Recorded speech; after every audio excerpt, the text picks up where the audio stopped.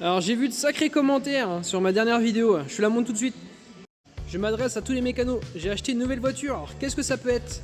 Avec des jantes Weaver, nickel, oh là là là là. Et à l'arrière c'est vitre électrique manuelle. Et ouais, j'ai bien acheté un 2008 avec 100 000 km au compteur. Je sais que c'est difficile à croire. Et ouais, le moteur est bien complet.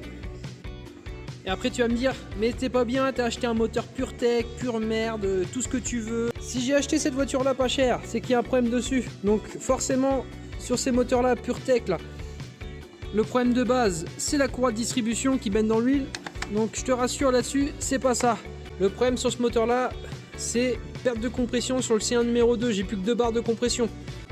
L'avantage, vu que c'est un petit moteur, tout est accessible. Donc là en une petite demi-heure, tout on a déjà commencé à tout désosser. Et maintenant on va la lever, on va enlever les roues, les cardans et le moteur sera par terre. Alors je te rassure, je compte pas foutre le feu dedans, ni la brûler ou quoi que ce soit, ni la mettre à la casse, je compte bien l'utiliser. Après une petite heure de travail dessus, tu vois que tout est débranché, compresseur de clim mis sur le côté, échappement mis sur le côté, là il me reste plus que 2 vis et le moteur il tombe par terre. C'est bon, on travaille proprement, j'ai foutu du liquide par terre, partout. Oh le cochon.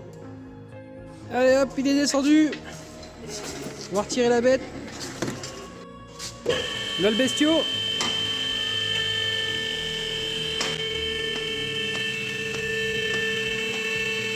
Il me reste plus qu'à le dépouiller.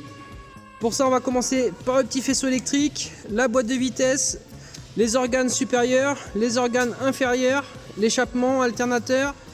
Et après on va le mettre sur la rôtisseuse et on va voir l'état des pistons. On continue la petite dépose moteur. Là, j'enlève la boîte. Alors, la petite boîte est par terre. Ah, il reste plus grand chose du PureTech. Par contre, là, va falloir m'expliquer. Les ingénieurs de chez Peugeot, là, franchement, regarde-moi ça. C'est un outil spécifique là pour avoir les vis de culasse. Donc, je peux en avoir les deux là, nickel. Par contre, là, bah ici, je passe pas. Là, c'est pareil, je passe pas. Ici, regarde ma douille, ça passe pas du tout. Je peux pas avoir accès.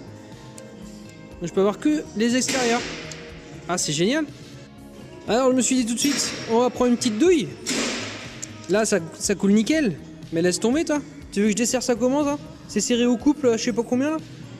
Je vais péter mes outils avec ça. Bon, j'ai essayé quand même, mais ça m'a tordu le truc. Allez, j'essaye autre chose. Allez, on va mettre 2 T dessus. Et on va essayer comme ça. Bon bah j'ai pas le choix, hein. Pour l'instant je laisse en stand-by. Et je vais racheter un outil spécifique là-dessus.